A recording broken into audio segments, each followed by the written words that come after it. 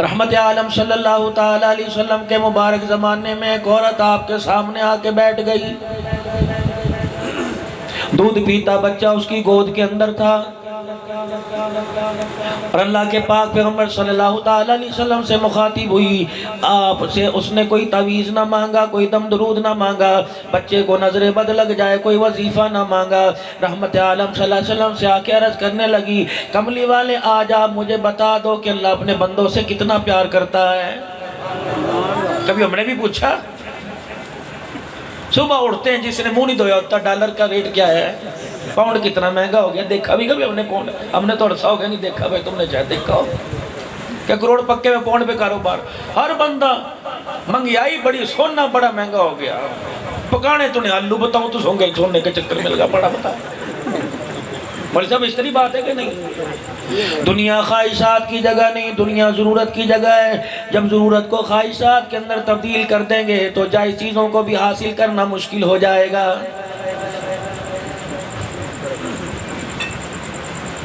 दुनिया की ज़िंदगी में मकान दुकान मेरे अजीज़ों ज़रूरत थी, अगर इसे हमने ख्वाहिश की बिना पर मेरे अजीज़ों हासिल करना शुरू कर दिया तो मालिक कायनात ज़रूरत की चीज़ें भी अपने बंदों पर तंग करने में देर नहीं करेगा। आज मेरे अजीज़ों हालात ही हैं, कारोबार वाला परेशान है, मकान वाला परेशान है, दुकान वाला परेशान है, नौकरी मुलाजमत वाला परेशान है। इसकी सबसे बड़ी वजह यह है इसे ज़रूरत के दर्जे में रखना चाहिए था, हमने इसे ख्वाहिशात के दर्जे में रख दिया। रहमत आलम सल्लल्लाहु अलैहि वसल्लम के पास एक औरत आई, आके कहने लगी बता खुदा अपने बंदे से कितना प्यार करता है। पाक पैगंबर ने मौके की मुनासबत से बात कर दी, क्योंकि अल्लाह का नबी है, अल्लाह का नबी दाएं बाएं की बातों से मदद नहीं लेता, बल्कि वमा यंतिकु अनिल हवा इन हुवा इल्ला वह्युन युहा। जब भी बात कहता है खुदा के आर्डर से कहता है, वरना अल्लाह की मर्जी के खिलाफ नबी को लभी लाने की इजाज़त नहीं। आपने उसकी गोद में बच्चा देखा, फरमाया जितना तू अपने बच्चे से प्यार करती है इससे 70 गुना ज्यादा अल्लाह अपने बंदे से प्यार करता है। लोतड़े पोतड़े इसके धोने में देर न करे, पोटी पिशाब में गर्मी सर्दी की परवाह न करे, खुश्क तरी की परवाह न करे, सारे काम काज छोड़कर हंडिया चूल्हे पे जल्दी हो पक रही हो, पकते पकते जल जाए परवाह न करे। अल्लाह अकबर, नहाने धोने की परवाह न करे, गर्मी सर्दी की परवाह न करे, सारी रात अपने बच्चे को अपने दुपट्टे से पंखा बना के जलती रहे। ये माँ है। और मेरे अजीजों, अगर बच्चे के जिस्म पे कट लग जाए, गोदी से पंगूड़े की गांठ खुल जाए, कपड़ा जो चरपाई की भाई के साथ बांधा होता है अगर उसकी गिरा खुल जाए, बच्चा नीचे धड़ाम से गिरे, चोट मेरे अजीजों बच्चे को नहीं लगती, माँ के कलेजे को लगती है। कितनी वफादार माँ शौहर से लड़ने में देर नहीं करती, चाचा चाचों से लड़ने में देर नहीं करती, भांजे भतीजों से लड़ने में देर नहीं करती। अगर ननिहाल के अंदर उसके बच्चों को बुरा कहे तो माँ बाप को भी औलाद के चक्कर में छोड़ने में देर नहीं करती। कहने लगे मालिक के कायनात के प्यारे हबीब ने फरमा दिया, फरमाया जितना तू अपने बच्चे से प्यार करती है इससे 70 गुना ज्यादा अल्लाह अपने बंदे से प्यार करता है। उस औरत की जहानत देखो, उसके बुढ़ापे पे मैं कुर्बान जाओ, उसके औरत होने पे, उसके मिजाज, उसकी अकल नकल असल पे कुर्बान जाओ। दरियाए नबूवत के सामने कहने लगी कमली वाले, अगर 70 गुना माँ से अल्लाह अपने बंदे से ज्यादा प्यार करता है तो फिर कोई माँ अपने बच्चे को आग में नहीं फेंकना चाहती, तो मालिक कायनात जो 70 गुना ज्यादा अपने बंदे से प्यार करता है वो अपने बंदे को जहन्नम में कैसे गिराएगा, आग में कैसे गिराएगा। रहमत आलम की आंखों में आंसू आ गए, आपके पानी आंसुओं के कतरों से आपकी पलकों ने गुसल करना शुरू कर दिया।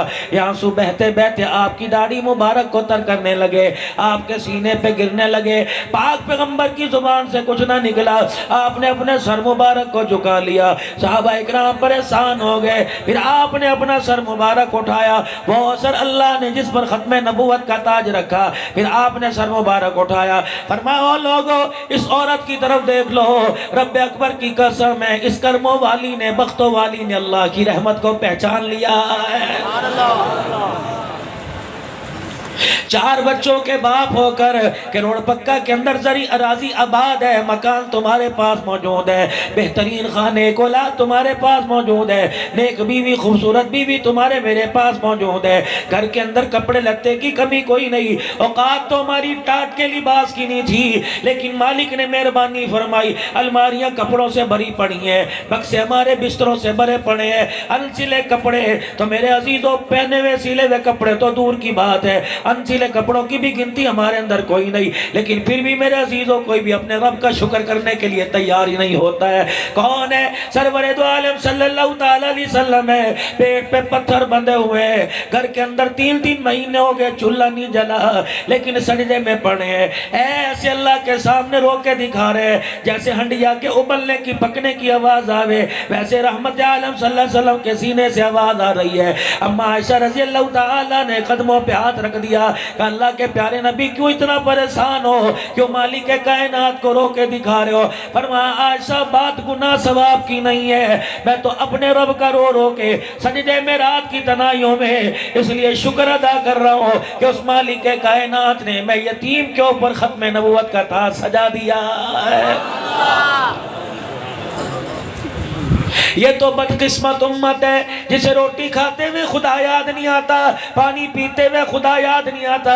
आपका मेरा अल्लाह से ताल्लुक इतना मजबूत है, फरमाया दस्तरखान तो दूर की बात है, ऐ मेरा बंदा जब तू बाथरूम में जावेगा आवेगा तब भी मैं मालिक कायनात को तुझे अपने साथ याद रखना पड़ेगा।